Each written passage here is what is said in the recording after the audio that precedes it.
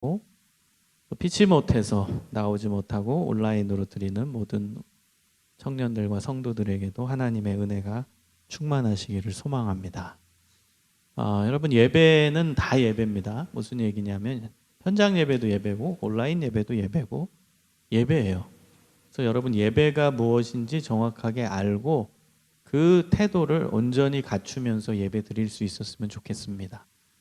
제가 예전에 예배 관련된 설교를 했는데 기억나세요? 안 나죠? 여러분, 예배 정의를 그때 이야기했어요.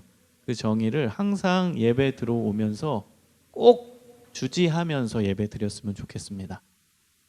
이 시간 오늘 설교는 아니지만 다시 한번 리마인드를 할게요. 여러분, 한번 따라해 보세요. 예배란 성부 하나님께서 나를 만들어 주신 은혜, 성자 예수님께서 나를 구원해 주신 은혜, 성령 하나님께서 내 안에 계셔서 나를 지키시고 보호하시고 인도하신 은혜, 그 은혜에 감격해서 하나님께 올려드리는 감사와 찬양의 의식이다. 제가 정의한 예배입니다. 여러분, 이게 예배입니다. 예배는 예배 받으시는 대상이 중요합니다. 예배 받으시는 분은 삼위일체 하나님이세요. 그리고 그 분께서 우리에게 베풀어 주신 은혜에 반응하는 것이 예배입니다. 그 은혜를 구체적으로 살펴본 거예요. 성부 하나님 나 만드시고, 성자 예수님 나 구원하시고, 성령 하나님이 내 안에 계셔서 나를 지키시고 인도하시고 보호하시는 은혜에 내가 감격해서 하나님께 올려드리는 감사와 찬양의 의식이 예배입니다. 그래서 여러분, 예배를 시작하는 순간부터는 여러분의 감정과 여러분의 상황은 중요하지 않습니다. 여러분이 교회 나온 동기가 여러 가지가 있어도 그것이 중요한 게 아닙니다. 어떤 사람은 힘들어서 교회 나온 사람도 있을 테고, 심심해서 나오는 사람도 있을 테고, 또 친구 만나고 싶어서 오는 사람도 있을 테고, 또 억울한 일이 있어서 억울함 풀려고 나오는 사람도 있고, 고난이 찾아와서 고난의 문제를 해결하기 위해 예배드리러 나온 사람도 있을 거예요. 그러나 예배를 드리기 시작한 순간부터는 여러분의 감정과 상황은 하나도 안 중요합니다. 왜냐하면 예배는 여러분의 문제를 해결하기 위해 나오는 게 아니기 때문입니다. 예배가 시작되면 무조건 여러분은 삼위일체 하나님께 집중하는 것입니다. 그분께 감사와 찬양을 올려드리는 거예요. 그러니까 내 문제를 해결하는 게 아니라 하나님께만 주목하고 하나님께만 집중해서 하나님께 감사와 찬양을 올려드리는 게 예배입니다. 그래서 이 예배를 잘 드렸더니, 예배 마치고 났더니 마음이 시원해지고 억울함이 풀어지고 내 마음이 화평이, 평화가 찾아오고 기분이 좋아지더라. 이것은 예배의 결과로서 하나님께서 나에게 베풀어 주신 또 다른 선물이에요.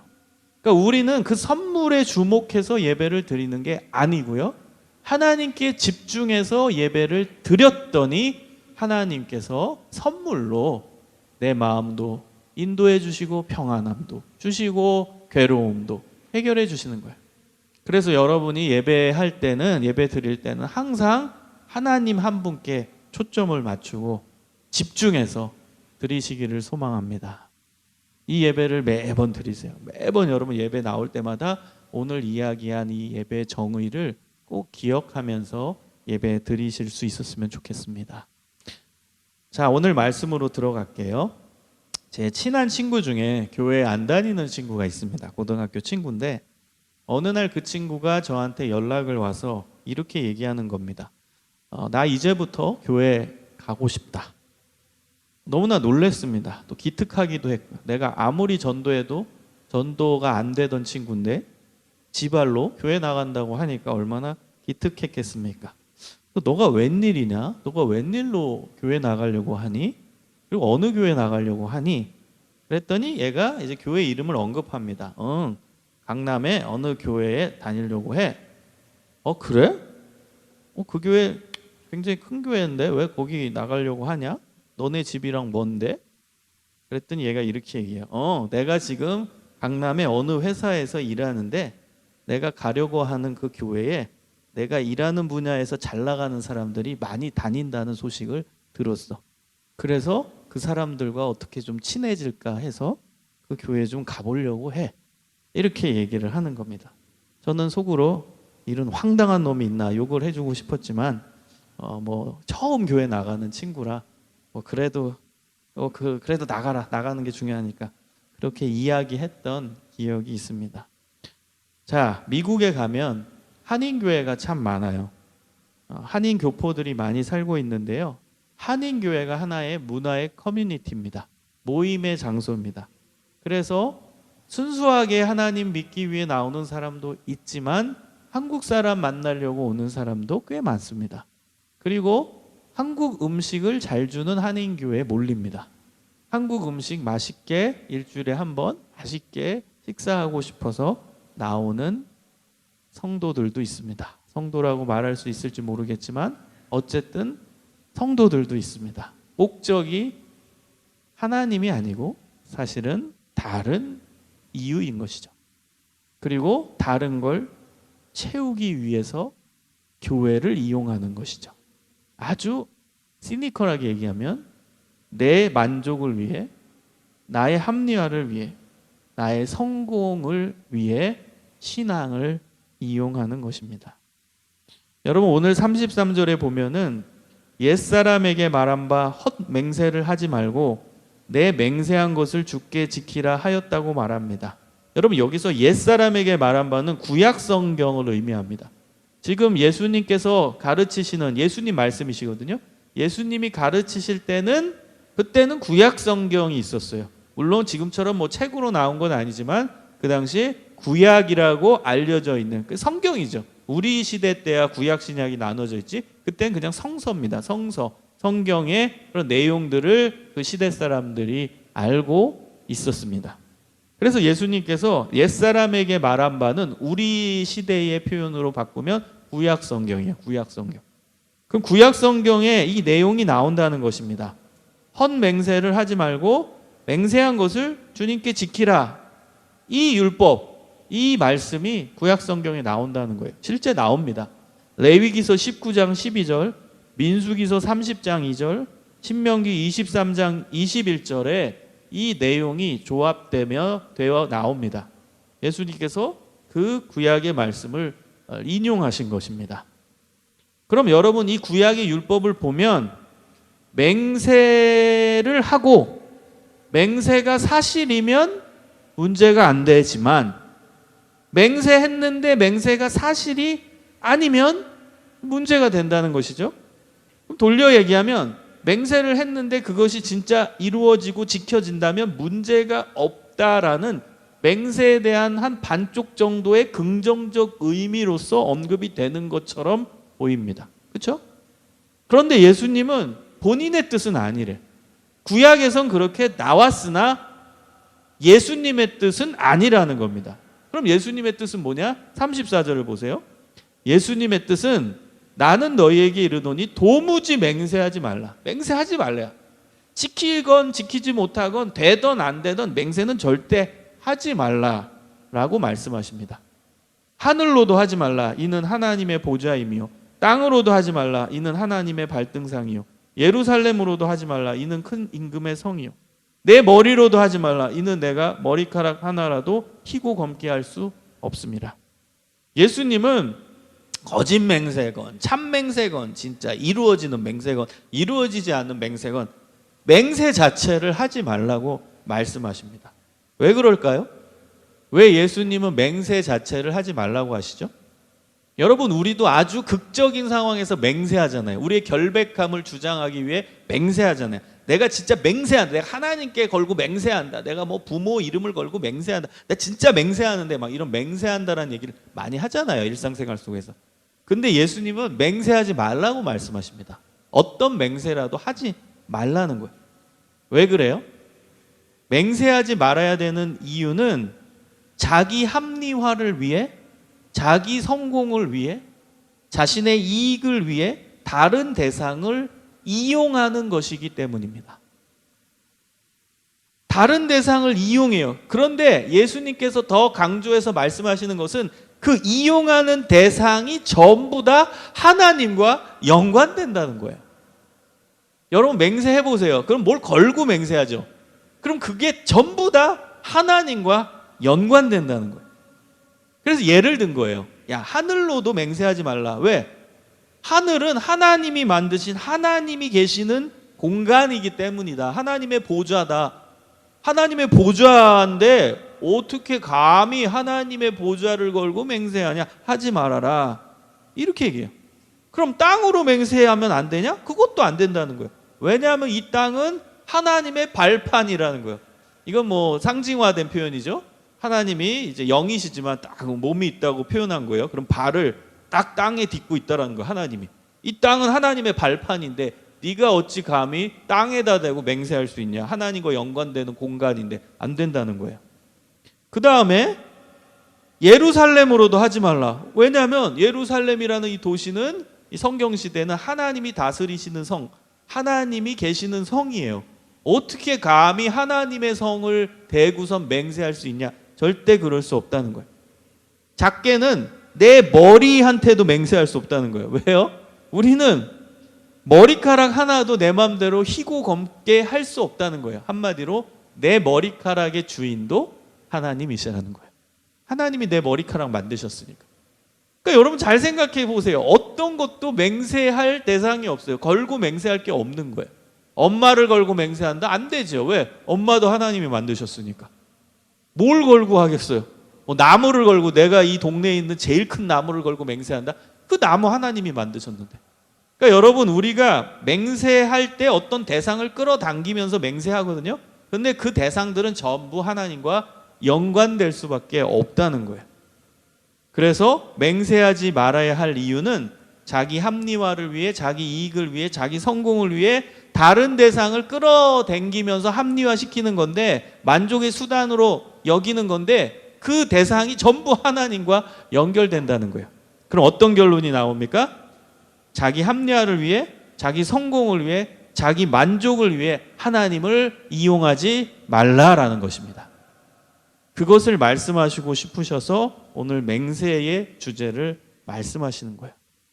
그래서 우리가 어떤 것을 말하면 37절의 말씀처럼 옳으면 옳다, 아니면 아니다 이렇게 말하라는 거예요.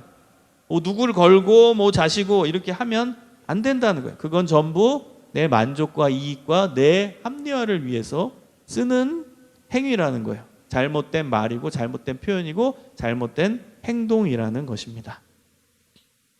여러분 오늘 말씀은 하나님을 우리가 생각해 봐야 됩니다. 우리 하나님이 어떤 분이신가? 여러분 우리 하나님은 오늘 설교의 제목처럼 찬양의 대상입니다. 제가 한 가지를 더 포함했어요. 제가 주보 보낼 때는 하나만 언급했는데 또 하나는 하나님은 섬김의 대상입니다. 우리가 섬겨야 된다는 거예요. 하나님은 우리가 섬겨드리는 서브예요. 서브. 그래서 여러분 우리 찬 예배를 뭐라고 해요? 월십 서비스라고 합니다. 서브하는 거예요. 서브 더 월십. 하나님께 우리는 서브하는 겁니다. 섬기는 거예요. 그리고 우리 하나님은 찬양의 대상이에요. 찬양 받으시는 분이라는 거예요. 우리가 찬양받는 대상이 아니라 하나님이 찬양받으시는 대상이에요.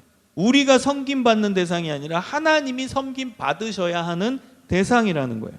그래서 여러분 진짜 신앙인답게 살고 싶으세요? 그러면 하나님을 찬양하세요. 하나님을 섬기세요. 이것이 신앙의 가장 중요한 내용이자 우리가 추구해야 되는 신앙입니다. 여러분 살다가 혹 실패했습니까? 그러면 뭐 하나님이 내 길을 막으셨어 이렇게 이제 말하지 마세요. 자기 자신의 부족함을 바라보세요. 나의 실수를 생각해 보세요. 그 다음 다시 일어설 수 있도록 하나님의 은혜를 구하고 하나님의 자비를 구하는 겁니다. 우린 너무나 쉽게 얘기해요. 오히려 믿는 사람들이 담대해서 그런지 모르지만 전 그건 담대한과는 다른 것 같아요. 실패했는데 그거에 대해서 너무 쉽게 넘어가요. 그리고 하나님의 이름을 끌어당겨서 그걸 합리화합니다. 하나님께서 내 길을 막으셔서 실패했어. 굉장히 신앙적인 표현인 것 같아 보이지만 사실은 신앙적인 표현이 아니에요. 자기 책임이 배제된 발언입니다. 하나님이 막으셔서 내가 실패했어. 아니죠. 그거는 본인만 기도하면서 찾으면 되지 다른 사람한테 그렇게 표현할 필요는 없는 거죠. 우리 스스로는 내가 실수한 거 없는가? 내가 잘못해서 실패한 건 아닐까? 나를 성찰하고 나를 돌아봐야 되죠. 그리고 그 다음은 하나님 저 다시 일어설 수 있도록 은혜를 구합니다. 불쌍히 여겨 주옵소서. 하나님 자비를 베풀어 주소서. 그게 진짜 신앙이죠. 여러분 살다가 죄를 지었습니까? 그럼 어때요? 하나님께서 나를 이렇게 연약한 자로 만드셔서 그 실수를 자꾸 하게 되네. 자꾸 그 죄를 반복적으로 짓게 되네. 난 이거밖에 안 됩니다, 하나님. 저는 워낙 이렇게 이쪽에 연약하게 만드셔서 제가 계속 넘어집니다. 뭐 어쩔 수 없죠. 제가 연약한 걸 어떡합니까? 여러분 이것도 자신의 죄에 대한 합리화입니다. 자신의 죄를 합리화하면 안 돼요. 어떤 사람은 뭐 거짓말에 약한 사람이 있고 다 사람마다 다르잖아요. 자꾸 빠지는 죄가 있잖아요. 그럼 우리는 습관적으로 짓는 그 죄 속에서 너무나 당연스럽게 나 이게 약하구나. 발견한 건 좋아요. 근데 마음이 아파야죠. 내가 왜 반복적으로 이 죄에 빠지지? 마음을 찢으면서 괴로워해야죠. 그 다음 뭐 해야 돼요? 회개해야죠. 하나님께. 합리화하는 게 아니라 회개해야 되죠. 하나님 저 또 넘어졌어요. 죄송해요 하나님. 저는 왜 이렇습니까? 제가 잘못했습니다. 제 손으로, 제 발로, 제 입으로, 제 마음으로 범죄했습니다. 용서해 주세요. 철저히 하나님께 또 회개해야죠. 그리고 하나님의 용서를 구하셔야죠. 그러다 또 넘어질 수는 있어요. 그럼 또 마음을 찢으면서 또 회개하고 또 하나님의 용서를 받아야죠. 너무나 쉽게 내가 연약한 존재야. 그래 인간은 연약해. 그래 인간은 죄에 빠지기 쉬워. 그래서 우리는 죄인이야. 그건 맞는 사실이지만 마음에 전혀 찢어짐이 없이, 마음에 찢음이 없이 너무나 당연하게 우린 연약해, 우린 죄인 맞아. 그렇게 그것도 잘못 얘기하면 여러분 합리화입니다. 진짜 본인이 죄인임을 깨닫는다면 마음이 아파야죠. 본인이 진짜 죄인임을 깨달으면 너무나 괴로워해야죠. 왜 난 이거밖에 안 되는가? 예수님의 용서를 알지만 용서 전에는 회개입니다. 그 회개는 입으로 그냥 편안하게 하나님 잘못했습니다가 아니에요. 마음을 찢는 게 회개입니다. 여러분 마음을 찢는다는 건 내 마음에 죄에 대한 그 경각심과 죄에 대한 안타까움과 괴로움이 있어야 돼요. 그 감정이 있어야 돼요.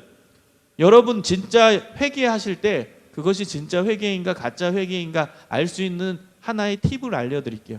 여러분의 감정이 실리냐 안 실리냐를 한번 보세요. 회개 기도하는데 전혀 여러분의 감정이 실리지 않는다면 저는 그건 가짜 회개라고 생각해요. 하나님 저 잘못했습니다. 용서해 주세요. 일주일 동안에 알고 지은 죄 모르고 지은 죄 용서해 주세요. 예수님의 이름으로 기도합니다. 아멘. 기도는 했죠. 감정이 전혀 안 실리잖아요. 여러분 진짜 알고도 지은 죄 모르고도 지은 죄를 회개할 때 이렇게 기도해요. 알고도 지은 죄 모르고도 지은 죄. 이건 형식화된 거예요. 여러분 진짜로 마음을 찢는 회개여야죠. 하나님 제가 이거밖에 안 되네. 저 지난주에도 이런 일이 있었어요. 왜 저는 반복적으로 그 죄에 빠지지요? 하나님 저 잘못했습니다. 하나님 할 말 없습니다. 전 도저히 제 입으로 할 말이 없습니다. 하나님 앞에 부끄러울 따름입니다.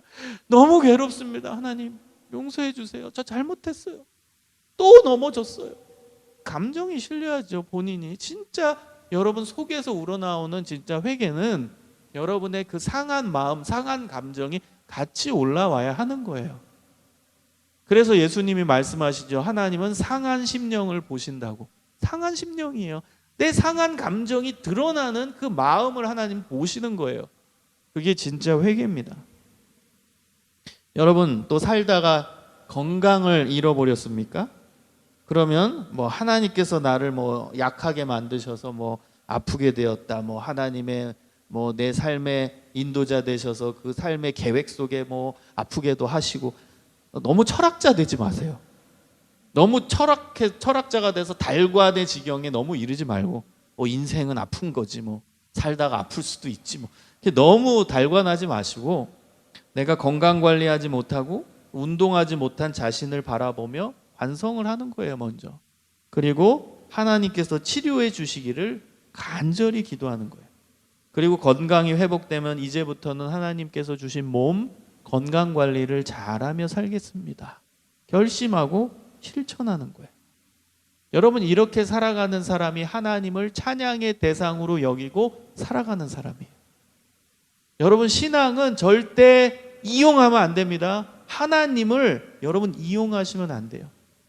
물론 초신자 때는 이게 이용인지 그냥 하나님을 사랑해서 그러는지 헷갈릴 수 있어요. 초신자니까 그냥 언제든지 하나님 이름 끌어당겨서 얘기하고, 초신자니까 그건 괜찮아요. 저는 여러분, 우리도 알잖아요. 여러분 과외 해봤어요? 그러면 정말 공부 잘 못하는 애 과외할 때 기대치라는 게 있잖아요. 그럼 얘는 요것만 해도 돼. 그러나 공부 되게 잘하는 애를 과외한다고 해보세요. 그럼 기대치가 있어서 그 기대치에 못 미치게 수준이 나오면 화가 나는 거예요. 그리고 더 하라라고 질책하는 거예요. 여러분, 하나님의 입장도 마찬가지입니다. 초신자와 또 교회 오래 다닌 사람은 차별이 아니라 이건 배려죠. 달라요, 하나님의 기준이. 그럼 교회 오래 다닌 사람들은 달라야죠. 계속 맨날 초신자의 상황, 초신자의 수준으로 계속 머물면 어떡합니까? 여러분, 진짜 신앙이 성장하려면 오늘 설교의 제목을 목숨처럼 지키십시오. 하나님은 찬양의 대상이지 이용의 대상이 아닙니다. 여러분, 하나님을 높이세요. 하나님을 찬양하세요. 여러분, 근데요, 오히려 신앙생활을 오래 하는 사람일수록 하나님의 이름을 너무나 쉽게 끌어당길 때가 많아요. 우리의 언어 속에, 우리의 삶 속에서. 목회자도 마찬가지야. 잘못 자칫하면은 우리는 다이렉트로 어찌 보면 하나님의 일을 하는 거잖아요, 목회자는. 근데 자칫 잘못하면은 하나님의 일을 한다고 하지만 결국 내 욕심이 드러날 수도 있는 거예요. 내 욕심을 하나님의 이름으로 합리화하는 거죠. 그럴 수도 있는 거예요. 굉장히 무서운 죄죠. 여러분, 순수해야 돼요. 진짜 순수해야 돼요. 여러분이 하는 작은 하나님의 일이라도, 사역이라도, 봉사라도 순수해야 돼요. 하나님을 여러분 이용의 대상으로 여기지 마세요. 물론 우리는 대놓고 하나님 이용한다 말하는 사람이 어디 있겠습니까? 그러나 우리 무의식 가운데서 그러한 잘못된 신앙의 모습으로 나아갈 때가 있다는 것입니다. 자, 그 다음은 여러분 반대도 한번 생각해 보세요. 반대. 이제는 실패할 때, 죄를 지었을 때, 건강을 잃었을 때가 아니라 반대의 경우, 성공할 때, 돈 잘 벌 때, 학점 잘 나올 때, 건강해서 날아다닐 때, 그 다음에 연애도 잘 될 게, 아주 잘 될 때 있죠, 여러분. 그때는 어떻게 반응해야 하나님을 찬양하는 삶이 되는 것이죠? 내가 잘나서가 아니라 내 자신에게 집중해서 눈 돌리고 나는 이렇게 잘 되는 인간이네가 아니라 하나님께 영광을 돌리고 하나님을 찬양하는 태도와 삶의 모습으로 나아가는 거예요. 여러분, 인생은 잘 될 때가 있고 못 될 때가 있죠. 기쁠 때가 있고 슬플 때가 있죠. 성공할 때가 있고 실패할 때가 있죠. 의인으로 살 때도 있고 우리 스스로, 그러다가 죄를 지을 때도 있죠. 이 양갈래로 나눠져요. 그러면 하나님을 찬양의 대상으로 여기는 사람은 실패했을 때, 부정적인 상황이 왔을 때 합리화하지 않고 그 다음 하나님께 내 모든 죄, 내 부족함을 토로한다고 말씀드렸죠. 반대 상황을 얘기한 거예요. 성공하고 건강하고 잘 되고 다 잘날 때, 되는 일이 다 될 때, 다 잘 될 때, 그때는 그 공을 자신에게 돌리는 게 아니라 하나님께 돌리는 거예요. 성공하면 내가 일 잘해서 그렇지라고 생각하지 마시고 하나님께서 인도해 주셔서 이 작은 성공이라도 했지. 이건 하나님이 하셨어요. 건강할 때 컨디션 엄청 좋을 때 있죠. 내가 운동 열심히 해서 역시 나는 운동을 헬스를 많이 하니까 건강하는구나. 건강도 자칫 잘못하면 자만할 수 있어요. 특히 운동 많이 한 사람들, 근육이 나오는 사람, 그런 사람들은 떵떵거리잖아. 난 건강에 엄청 자신 있고. 그렇게 하면 안 돼요. 건강도 자신하면 안 돼요. 자신이 운동 열심히 하고 헬스 많이 해서 건강한 게 아닙니다. 하나님께서 건강을 지켜주셨기 때문에 내가 이렇게 살아가는구나. 내가 이 건강을 가지고 하나님의 일을 열심히 해야겠구나. 하나님께 영광 돌리고 찬양하는 사람의 모습이에요. 우리 남녀 관계에서 지금 연애 잘 되는 우리 청년들 있죠? 없나? 있죠? 우리 결혼도 요즘 많이 하잖아요. 그러면 내가 멋진 남자니까, 내가 뭐 아름다운 여자니까, 내가 능력이 있으니까, 이게 아니에요.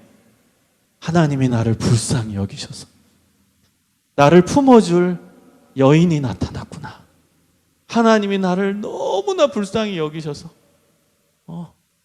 나의 부족함을 채워줄 수 있는 남자를 보내셨구나. 여러분, 그렇게 하나님께 영광을 돌리고 하나님께 공을 돌리는 겁니다. 그 사람이 하나님을 찬양의 대상으로 여기고 살아가는 사람이에요.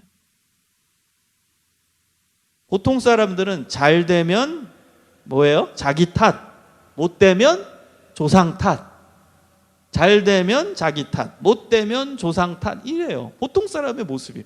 근데 그 조상을 거슬러 올라가면 누구까지 연결돼요? 하나님. 여러분, 조상의 조상 결국 첫 번째 인간 아담이잖아요. 그 아담 누가 만드셨어요? 하나님.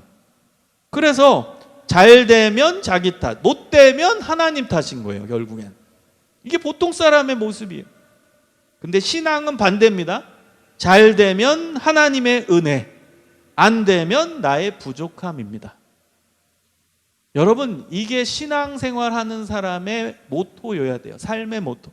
여러분, 잘 되면 하나님의 은혜예요. 건강하면 하나님의 은혜예요. 성공하면 하나님의 은혜예요. 하나님이 하신 거예요. 그럼 안 되면, 못 되면 그건 나의 부족함이에요. 성찰하는 거예요. 그건 우리 쪽에서 하나님을 찬양할 때 반응이라는 거예요. 하나님은 다르게 얘기하실 수도 있어요. 아, 그래, 내가 내 뜻대로 너가 잘 안 된 거야. 너 교육하려고 실패했어. 그럴 수 있어요. 하나님 쪽에서는 그게 팩트일 수 있어요. 그러나 지금 제가 말씀드리는 건 우리 쪽에서 하나님과의 관계에서 해야 하는 신앙의 반응이라는 거예요. 반응. 그게 팩트건 아니건 간에 하나님 입장에선 그거 팩트 아니야. 내가 계획이 있어서 너 고난도 준 거고 그래서 너 실패한 거야. 이럴 수 있어요. 그 팩트가. 그러나 우리의 반응은 하나님과의 관계에서 하나님을 찬양의 대상으로 여겼을 때 하나님과 우리와의 관계에서의 반응을 말씀드린 거예요. 우린 그렇게 반응해야 된다는 거예요. 그게 사실이건 아니건, 하나님 입장에서 그게 맞건 아니건, 우린 관계없이 하나님을 찬양의 대상으로 여긴다면 우린 이렇게 반응해야 된다는 거예요. 안 되고 못 되면 나의 부족함이에요. 하나님, 제가 부족했어요. 제가 실수했어요. 제가 잘못했어요. 그래서 안 됐어요. 그게 하나님을 높이는 사람의 신앙의 반응입니다. 그런 사람이 하나님을 찬양하는 사람이 돼요. 그 사람이 하나님을 온전히 섬기는 사람이 될 수 있다는 것입니다. 여러분, 10계명 제3계명이 뭐죠? 하나님의 이름을 망령되이 일컫지 말라. 오늘 본문과 일맥상통하는 내용입니다. 하나님의 이름을 인간의 필요에 의해 사용하지 말라는 거예요.